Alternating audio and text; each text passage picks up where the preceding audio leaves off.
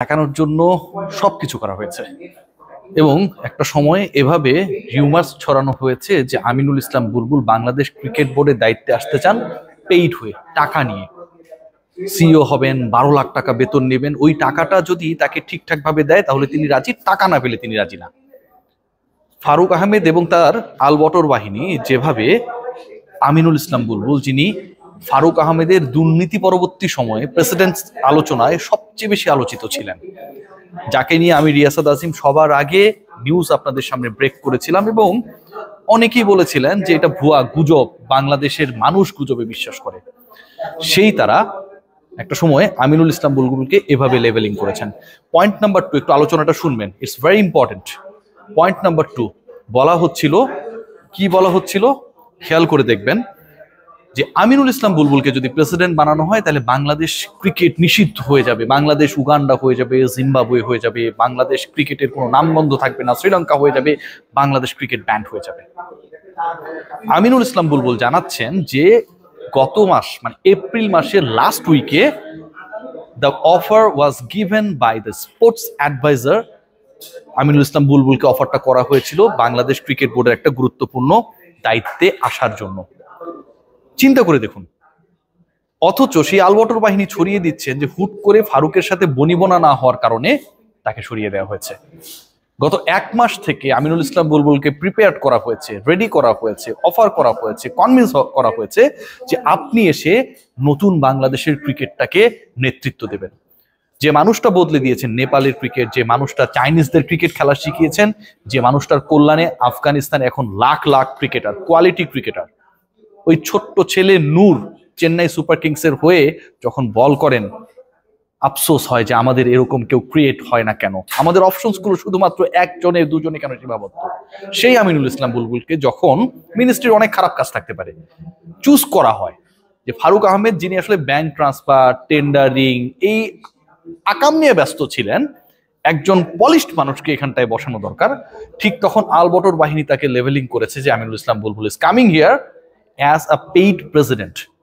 কত দুঃখজনক। বাংলাদেশের ক্রিকেটকে আগামীতে পথ দেখানোর জন্য এখানটায় অনেক দোষর রয়েছে এবং তাদের কারণেই নাকি হচ্ছে ফারুক আহমেদের বিদায় ঘটেছে, এই আলোচনাটাও রয়েছে। আমি সব মাইনা নিলাম, যদি দোষরদের কারণেই ফারুক আহমেদের বিদায় হয়, এই দোষররা তো নিশ্চয়ই আইসিসিতে 19 বছর কাজ করা আমিনুল ইসলাম বুলবুলকে পছন্দ করবে না, তারাই তো তাকে প্রেসিডেন্ট নির্বাচিত করলেন।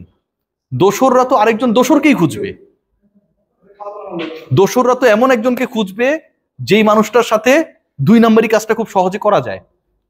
ফারুক আহমেদ যখন বোর্ড চালিয়েছেন, সেই ফারুক আহমেদ ফান্ডের টাকা কাউকে না বলে আরেক জায়গায় ট্রান্সফার করেছেন, তো ওইখানে মিলে গেলেই তো হয়ে যেত, সমস্যা তো ছিল না। বাংলাদেশ ক্রিকেট বোর্ডের বিপিএল এ 29 ধরনের কাজ 69 এনলিস্টেড কোম্পানির বাইরে গিয়ে তিনি দিয়েছেন। অডিও ফাঁস করবো এগুলো নিয়েও, তাহলে তো মিলেই যেতে পারতো। কেউ যদি শুদ্ধ হবার চেষ্টা করে, বাংলাদেশের ক্রিকেট নিয়ে নতুন করে ভাবার চেষ্টা করে, সেই মানুষটা নিশ্চয়ই এমন একজনকে পিক করবে যার সেই অ্যাবিলিটি রয়েছে।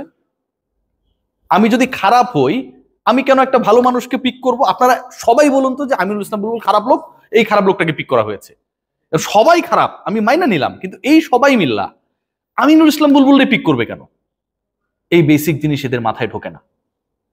ইন্টারেস্টিং পয়েন্ট আরো আছে, খেয়াল করে দেখবেন যে আইসিসির সাথে আমিনুল ইসলাম বুলবুলের যে বক্তব্য, আলোচনা, সংলাপ, ডায়ালগ, যেভাবে বলি, বাংলায় বলি, ইংলিশে বলি, সেটা যখন চলছিল গত মাসের এপ্রিল থেকে, তার মানে আজকে সকালবেলা আমি যে কন্টেন্টটা করে আপনাদেরকে জানালাম যেখানটায় আইসিসি ইনভলভ, এনএসসি ফারুক আহমেদকে সরানোর প্রক্রিয়ায় আইসিসি কে নিয়েই মার্চ করেছে, প্রুভড হয়ে যায়।